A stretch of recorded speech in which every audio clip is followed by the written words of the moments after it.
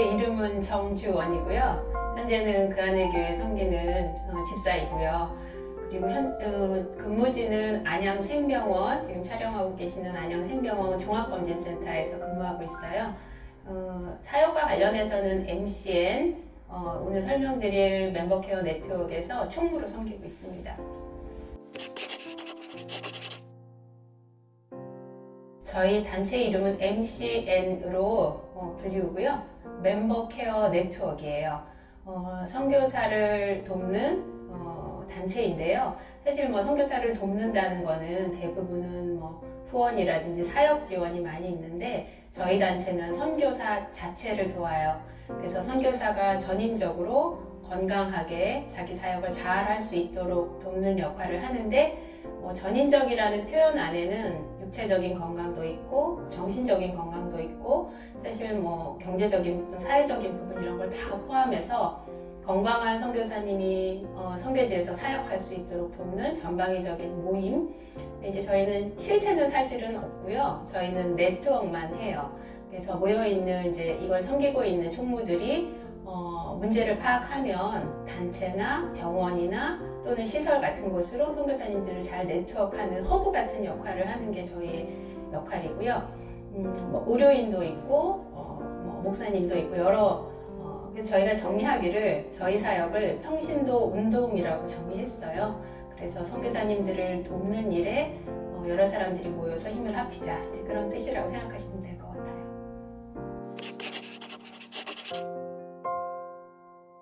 저희 사역을 설계하려면 저희 팀의 구성을 보면 알 수 있을 것 같아요. 저희 MCN은 의료팀, 정신건강팀, 회복팀, 지원팀 이렇게 4가지 팀으로 나눠져 있어요.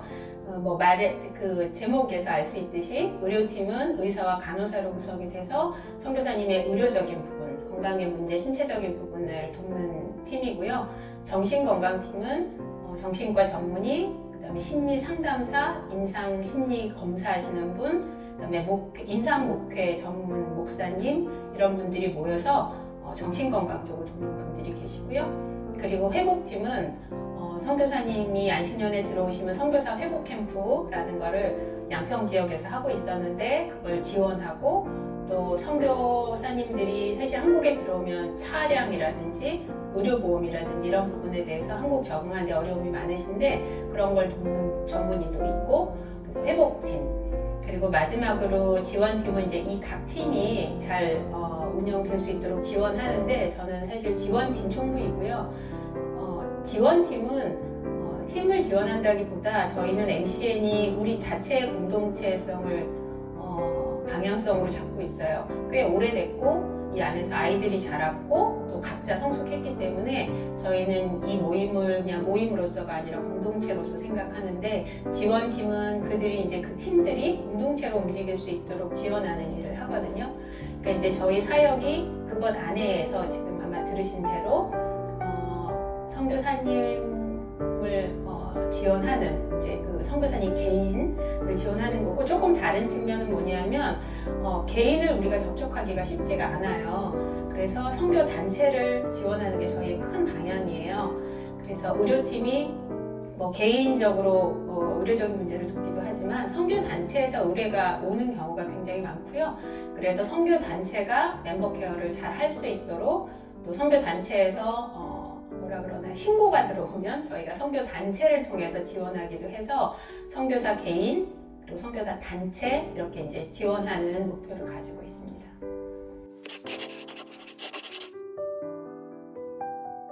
이것도 팀별로 얘기를 하면 좋을 것 같아요. 예를 들어 의료팀에서 가장 핫한 이슈는 코로나였고 그 전에는 저희가 사이버 상담을 해드려요. 선교지에서 고립이 되지 않도록 선교지에서 연락이 오면 저희가 이제 온라인으로만 유지가 되는데 메일을 통해서 오거나 아니면 요즘은 그 카카오 프렌즈를 만들어서 그쪽을 통해서 들어오는데 그렇게 신고가 들어오면 저희가 그분들을 상담해 주겠다고 하시는 한 40분의 전문의가 있어요. 그분들한테 그 사례를 보내면 그분들이 상담을 해서 보내주시거든요. 이제 그런 사례들이 그동안에도 계속 있었는데 코로나로 이제 모든 게 멈췄고 선교지에서 한국으로 못 귀환하신 분들이 선교지에서 확진이 되시는 분들이 이제 생겼어요.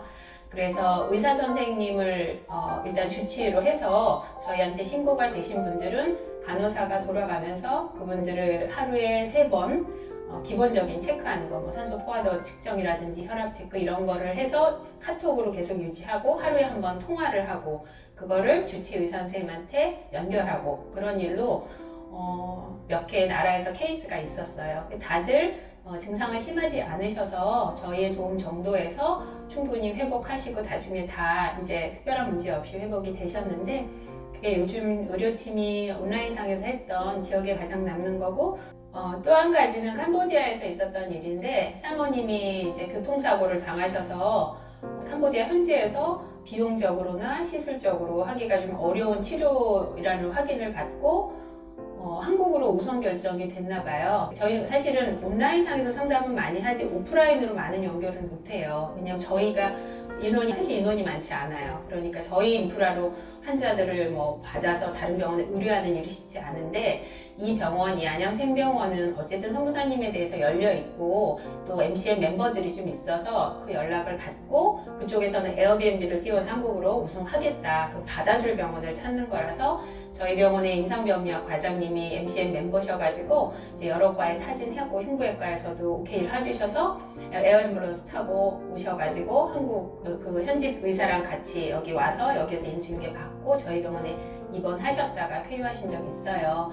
이제 이거 좀 약간 드라마틱해서 기억에 남는 거긴 한데 많지는 않지만 어쨌든 오프라인상에서 이런 일이 있으면 도와드리려고 노력하고 있고 또 이렇게 섬기는 의사 선생님들이 요즘은 많아져서 좀 다행이라고 생각되고요. 정신건강팀 사례는 MPA 중에 그러니까 선교사 자녀 중에 부모님은 이제 선교지에 계시고 한국에 있는 동안에 자살 충동이 있어서 그러니까 사건이 있었던 거죠. 다행히 심각하지는 않았는데 그래서 이제 엄마는 한국에 당장 들어올 수 없는 상황이라서 선교단체와 같이 선교 아까 말씀드린 정신건강팀 선생님들을 협력해서 입원을 하고 케어하고 그동안에 이제 엄마 아빠는 들어오셔서 그 뒤로 심리상담도 하고 아이가 이제 뭐 완벽하게 쾌유되지는 않았지만 한국 사회에 적응할 수 있도록 돕는 일 이제 그런 일들도 기억이 좀 남고요. 그 온라인상에서 예를 들어 공황장애가 있으셔서 선교지에 계신데 약이 떨어져서 그러니까 그쪽에서 선교지는 생각보다 약 구하기가 더 좋아요. 저희 나라는 의사를 만나야지 처방전을 받지만 선교지는 사실 약 이름만 알면 약을 구하는 게 어렵진 않거든요. 그래서 이제 급하게 그런 사연이 이메일로 오면 정신건강 선생님이 처방을 좀 해주시고 사실 이건 쉬운 일은 아니고 좀 위험하기도 하지만 응급일 경우는 간단한 약들 알려드리면 그쪽에서 약을 타기도 하고 이제 그런 지금 들어보시면 알겠지만 약간 고립된 상황에 위기 관리를 하는 면들이 제 기억에도 남고 그런 게 있고요. 또 회복팀은 좀 소개할 수 있는 기회가 있으면 좋겠고 저는 한국교회가 이런 부분을 좀 다 같이 했으면 좋겠는데 한국에 이제 들어오시면 안식년을 시작하기 전에 캠프에 들어오셔서 하루짜리 캠프지만 과거의 사역도 돌아보고 그다음에 부부 상담도 짧게 하고 산에서 휴식도 취하고 하는 리프레시 캠프가 1년에 4번 정도 있었거든요. 근데 이제 그것도 2014년부터 했으니까 꽤 오래됐잖아요. 근데 그때 오셔서 여기서 섬기셨던, 그러니까 그때 참여하셨던 선교사님 중에 몇 가정은 지금 한국에 들어와서 멤버케어 담당자가 되셨어요. 근데 그 멤버케어 담당자가 된 이유 중에 하나가 그때 리프레시 캠프를 통해서 선교사의 이런 부분을 지원하는 게 선교지에서 일을 하는 것만큼 중요하구나라고 생각하셔서 여기 오셔서 단체에서 그 일을 맡으셔서 그 일을 돕고 계신데 저희로서는 캠프를 했던 되게 중요한 기억에 남는 그리고 보람 있는 일이었던 것 같아요. 뭐 사실은 제가 멤버 케어를 한다고 하지만 다 저희 개인적인 또 다른 사연은 저희 언니와 형부가 캄보디아에서 선교지에 있는 지 한 25년 정도 됐어요. 그러니까 저는 가족으로서 언니를 돕고 있고 언니 주변에 있는 선교사들의 문제가 생길 때 이제 여러분들의 도움을 받아서 같이 그 문제를 해결하고 있잖아요. 그러니까 사실 저도 선교지에 나가보지 못했고 뭐 단기 선교를 가지면 선교사가 아니니까 그러니까 저도 막연하게는 선교사가 더 많이 나가고 더 많이 헌신하고 교회들이 더 많이 헌금해서 선교지에 많은 교회가 생겼으면 그런 바람이 없는 건 아니죠. 근데 이제 한 가정 한 가정을 들여다보면 그분이 거기서 아주 고군분투하는 과정에서 얼마나 영적인 공격도 많고 또 동료와의 갈등도 심하고 또 문화적인 또 환경적인 차이 때문에 건강 문제도 얼마나 많이 일어나는지를 너무 잘 보게 되는 거죠. 그러니까 사실은 그 선교사님이 거기서 살아남아야 선교가 되는 건데 그 전에 저도 그렇게까지 생각을 못했던 거예요. 선교사가 극복할 수 있어야겠지. 그리고 하나님이 다 책임지셔야지. 저런 일을 하는데 이렇게 생각했던 것 같아요. 근데 만나보면서 제가 느꼈던 거는 제가 선교사님들을 정말 사역과 일로 바라봤던 게 맞는 것 같아요. 그리고 그 개인이 얼마나 외롭고 고립돼 있고 또 아이 문제에 얼마나 어려움을 많이 겪는지를 그래서 기도가 일단 많이 바뀐 것 같아요. 선교지에서 그 선교사님이 그곳에서 좋은 열매가 있게 해주세요 라는 기도보다 저희 MCN 식구들이 모이면 그런 얘기 많이 하는데 그 선교사님이 건강했으면 좋겠고 아이들과 엄마 관계가 해결됐으면 좋겠고 제발 부부가 저희가 최근에 그런 얘기도 들었는데 이혼하지 않았으면 좋겠고 사실 옆에 있는 저희 교인을 보는 것과 다른 점이 하나도 없는 거예요. 그래서 이제 그런 문제들을 붙들고 씨름할 사람들이 필요하구나. 그리고 그걸 들여다볼 교회가 필요하구나. 그러니까 선교지에서 이제 오랜만에 오신 선교사님에게 사역 보고회 하는 것도 굉장히 중요하고 그래서 PPT를 하면서 우리 교회가 얼마나 잘 도움을 줬나 이런 거 하는 것도 좋지만 한편에는 정말 잘 지내셨을까라는 이제 의문이 저도 생겨요. 그분은 부부관계에는 문제가 없었을까? 아이들이 부모의 사역에 대해서는 어떻게 생각할까? 근데 그걸 생각해주는 교회가 많이 없는 것 같아요. 그래서 그 사모님을 붙들고 어떻게 지냈냐? 그 건물에 물은 잘 나오냐? 거기서 병원 갈 수는 있겠냐? 뭐 이런 걸 정말 다정하게 이웃처럼 물어봐 줄 사람들. 이제 하나님이 지금 저희에게 필요로 한 건 그런 분들이 아닐까. 그런 대화를 나눈 선교사님들이 돌아가서 저희에게 주시는 말씀이 하나님과의 관계도 사역 중심으로 하나님 이거 해결해 주세요. 뭐 이거 해결해 주세요. 그러지 않고 내가 하나님과의 관계가 정말 괜찮은지를 매일 묻는다. 그리고 내 자녀들이 나 때문이 아니라 정말 개인적으로 하나님과 잘 관계를 갖는지를 위해서 기도한다. 이런 얘기를 들으면 지금 이 시대에 하나님이 우리에게 요구하시는 거는 그런 일이 아닐까. 선교사 개인을 돕고 사랑하고 이제 그런 교회와 사람을 필요로 하신다. 그런 생각 좀 개인적으로 들었던 것 같아요. 의사 선생님들을 네트워크를 할 때, 의료팀에서 네트워크를 할 때 보면 의사 선생님들이 선교에 관심이 굉장히 많으신데 의외로 선교사에 관심이 별로 없으세요. 그래서 우리는 선교사를 돕는다. 자기는 뭐 의료 선교도 가고 뭐 후원도 한다. 이렇게 얘기하시지.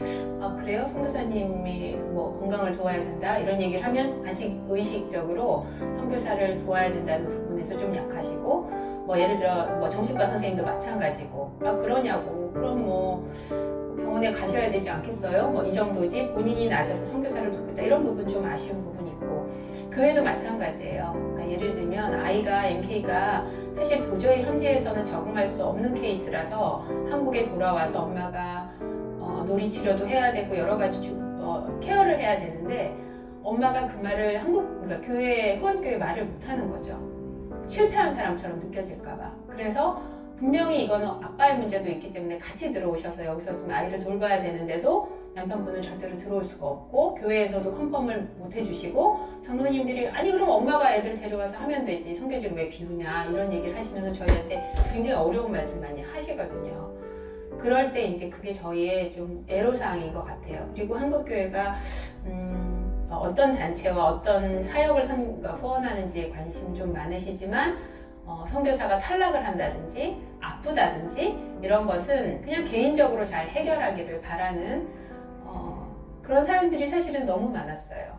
그래서 사실은 이게 취재하러 오신다 그럴 때 제 마음 안에 한 교회를 또 섭외할 수 있겠구나 이런 생각 저는 하거든요. 그래서 저희는 누굴 만나면 이런 일을 좀 교회가 도와주시면 좋겠다. 이거는 작은 교회도 할 수 있는 일이기 때문에 그리고 심지어는 큰 교회는 한 구역도 할 수 있는 일이에요. 그래서 뭐 이 선교사님이 너무 재정적으로 어려워서 보험 하나 든 게 없다. 그러면 이 구역에서 한 달에 5만 원, 6만 원 정도 모아서 한 선교사님의 보험비 내줄 수 있고, 또 어떤 선교사님이 한국에 오는데 아이들 4명과 한 룸에서 그 모텔 같은 곳에서 지내는 분들도 계셔요.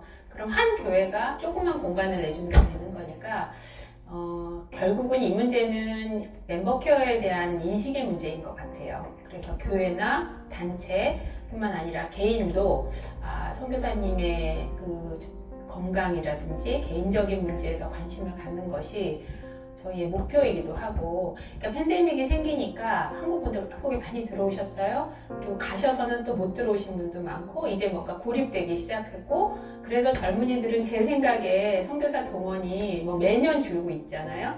쉽지 않을 거라고 생각해요.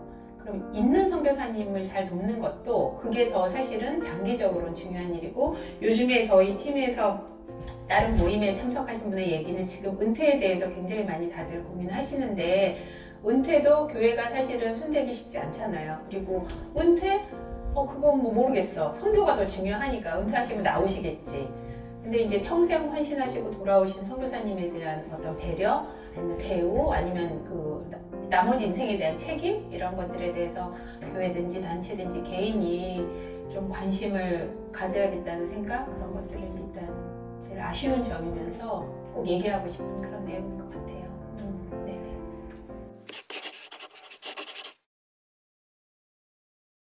저희 MCN의 기도 제목 3가지 말씀드리고 싶어요. 우선 첫 번째는 선교사님들이 팬데믹 때문에 이제 고립되기 시작하셨던 지가 벌써 2년이 지났고, 저희는 이제까지 대면으로 많이 도와드리다가 그렇지 못한 상황이 되면서 저희도 저희의 사역을 지금 고민하고 있어요. 이런 시대에 저희 의료팀이나 정신건강팀이 선교사님들을 잘 도울 수 있도록 지혜를 주시는 기도해 주시고, 두 번째는 1년에 4번씩 하던 안식년 캠프도 지금 일단 스톱이 된 상태에서 어떤 식으로든 한국의 안식년으로 들어오신 선교사님들의 쉼을 위한 프로그램이 다시 한번 생기기를 바라고요. 세 번째는 저희 MCN 멤버들이 이제 새로운 인재들, 멤버페어에 관심 있는 젊은이들을 모집하고 있어요. 그래서 관심 있는 분들이 함께 참여하실 수 있도록 기도해 주시면 고맙겠습니다. 소망 그 깊은 길로 가기 원하네.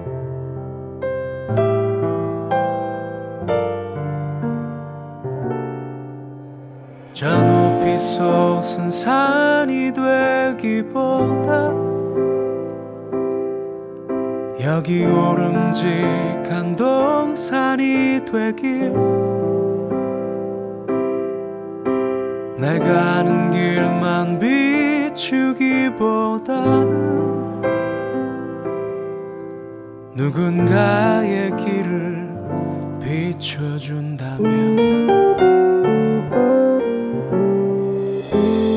내가 노래하듯이 또 내가 얘기하듯이 살길, 난 그렇게 죽기 원하네. 삶의 한 절이라도 그분을 닮기 원하네. 사랑 그 높은 길로 가기 원하네.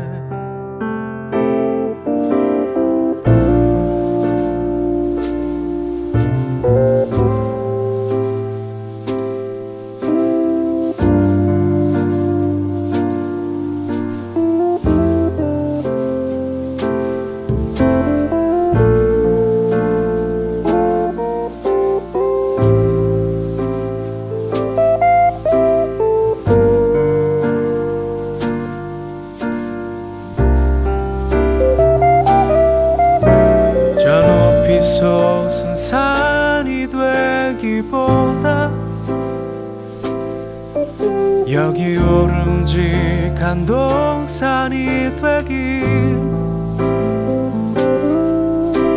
내가 아는 길만 비추기보다는 누군가의 길을 비춰준다면, 내가 노래하듯이 또 내가 얘기하듯이 살길 난 그렇게 죽기 원하네. 삶의 한 절이라도 그분을 닮기 원하네. 사랑 그 좁은 길로 가기 원하네. 그 깊은 길로 가기 원하네.